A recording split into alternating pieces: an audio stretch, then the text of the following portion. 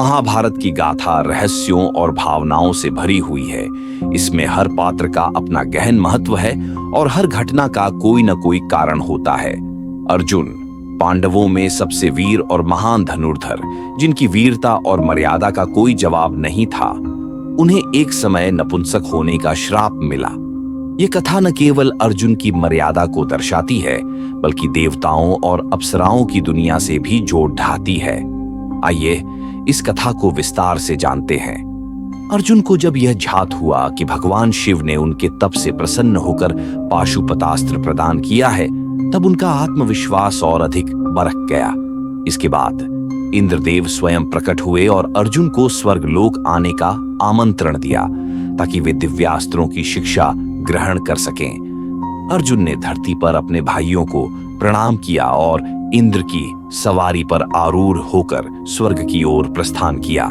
स्वर्ग में प्रवेश करते ही अर्जुन ने अप्सराओं की सुंदरता, गंधर्वों की संगीत लहरियां और दिव्य प्रकाश से भरी एक विलक्षण दुनिया का अनुभव किया। स्वर्ग में अर्जुन को देवताओं द्वारा आदर मिला। उन्होंने इंद्र से ब्रह्मास्त्र, वज्र आदि अनेक दिव्यास्त्रों की विद्या सीखी। इंद्र की सभा में अप्सराएं नृत्य करती थीं, जिनमें से उर्वशी सबसे अधिक सुंदर और प्रशंसित थी। एक दिन जब उर्वशी ने अर्जुन को देखा, तो वह उनकी वीरता और सौंदर्य से प्रभावित हो गई। उसने अर्जुन को एकांत में मिलने का संदेश भेजा। अर्जुन उस संदेश को सुनकर चकित हो गए। उन्होंने उर्वशी का सम्मान करते हुए विनम्रतापूर्वक उसका प्रस्ताव अस्वीकार कर दिया। अर्जुन ने उर्वशी से कहा, हे देवी, आप हमारे पूर्वजों की पत्नी समान हैं। राजा पुरुरवा, जो आपकी प्रेम कथा के नायक रहे हैं, वे मेरे कुल के पूर्वज हैं। आप तो मेरी माता तुल्य हैं। ऐसे में आपके साथ मिलन का विचार भी मेरे लिए अनुचित है। उर्वशी को यह उत्तर अत्यंत अपमानजनक लगा। वह स्वर्ग की सबसे सुंदर अप्सरा थी, जिसे कोई भी न नहीं कहता था।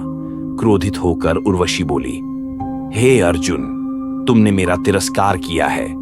मैं तुम्हें श्राप देती हूं कि 1 वर्ष तक तुम नपुंसक बने रहोगे, स्त्री भाव से ग्रस्त रहोगे, जिससे तुम्हारी वीरता और पुरुषत्व लुप्त हो जाएगा।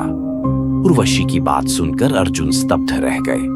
उन्होंने इंद्र से जाकर प्रार्थना की कि वे इस श्राप को दूर करें। इंद्र ने अर्जुन को सांत्वना देते हुए कहा, हे अर्जुन, यह श्राप तुम्हारे लिए भविष्य में वरदान सिद्ध होगा।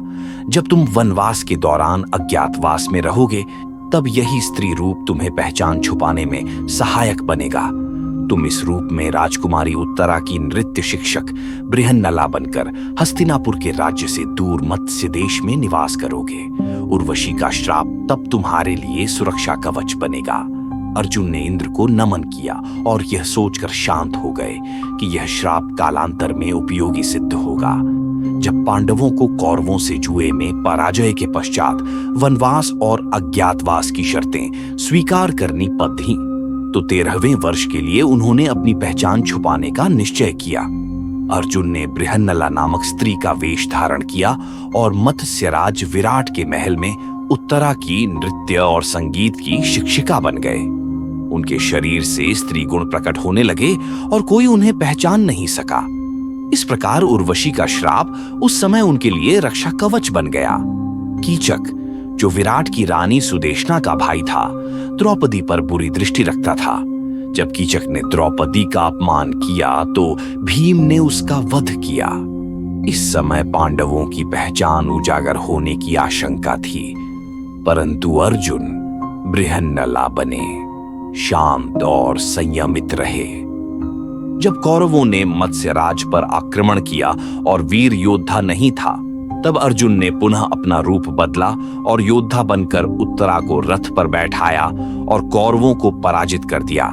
इस प्रकार उन्होंने अपनी मर्यादा और योग्यता दोनों को सिद्ध किया।